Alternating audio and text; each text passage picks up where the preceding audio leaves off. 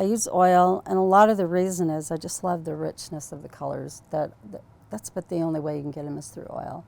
I paint on linen always, and I do a lot of sketches, pencil sketches, and I'll do those prior to doing the oil so that I can really make sure I understand the composition that I want to do. My first grade teacher called my parents. She was concerned that I was drawing on the school property, like the walls and the desk and the books, and she was quite upset about it and well intended to get my father to channel this talent, because right now it was just destructive. And so my dad, you know, he went right to it. He was actually my first art teacher, and he couldn't draw worth a lick. But what he did do was make available to me books so that I was looking at other artists, and then he would find different people in our community that would have an ability that they could maybe teach me. So he was very instrumental in it. Before I started painting the Savior, I actually had a blessing by Elder Maxwell. And one of the things that he said in that is that with these paintings, oftentimes I'll see many of them before I paint them. Not in detail, but conceptually, I'll get the idea, and a good share comes from me when I'm not quite awake in the morning, but I'm cognizant that I'm dreaming, so just sort of that halfway point where I haven't given up the sleep part. Anyway, and then I can almost orchestrate my own dreams that way. That sounds really crazy. But I actually have had many of these paintings have come during that time. There just isn't a set pattern to it, but I would say overall, much of it comes because of that blessing. I love the decorations of Christmas. I so want to put them up before Halloween.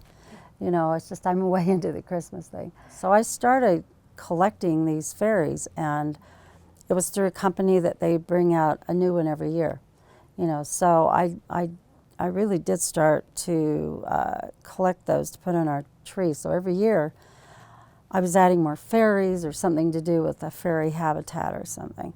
And I've been on some heavy deadlines, and I'd been working here at the studio for most of the day and into the evening. So I really wasn't home very much. And so about 2 weeks before Christmas, which usually my tree is up, you know, and it has been enjoyed, but I hadn't put it up yet, and so my son asked if I had any ornaments that I could loan the company to use in the store.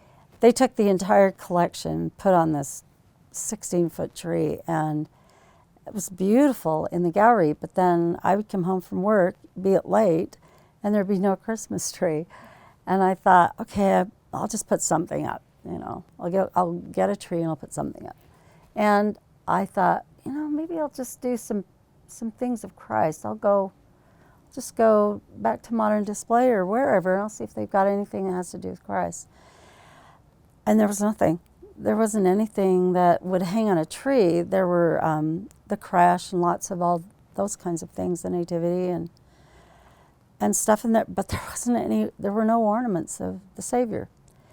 And so I took some of my paintings, the tiny ones, and framed those and put on the tree. When I put those on my tree, something changed that fast. When I saw it, it was like, I don't know, there was a different spirit in the home. Not that the other one wasn't fun and wonderful Christmassy. There was just something very sacred about it when I came home. It just changed. So when Christmas was over, you know, they wanted to bring the fairies back, and I pretty much just let them keep them. I didn't take them back. And now it's just the tree is so beautiful, and every inch of it is filled with something to do with the Savior and his birth. And I look forward to Christmas every year to put that tree up, because it really does, wow, it just sort of, that's the kickoff for Christmas, and it's just such a spiritual experience. So the art for me is, whether it's the original or if it's a print that someone is connecting with, it's my testimony. It's my way of telling you about the Savior. And our world is in such desperate need of the Savior right now.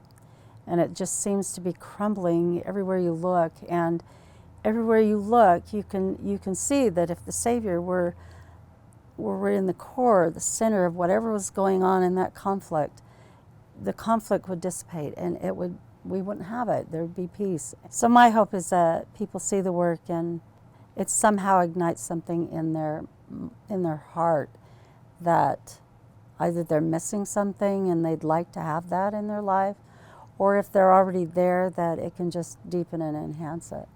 So just to make people's lives better. That's really why we do it. So.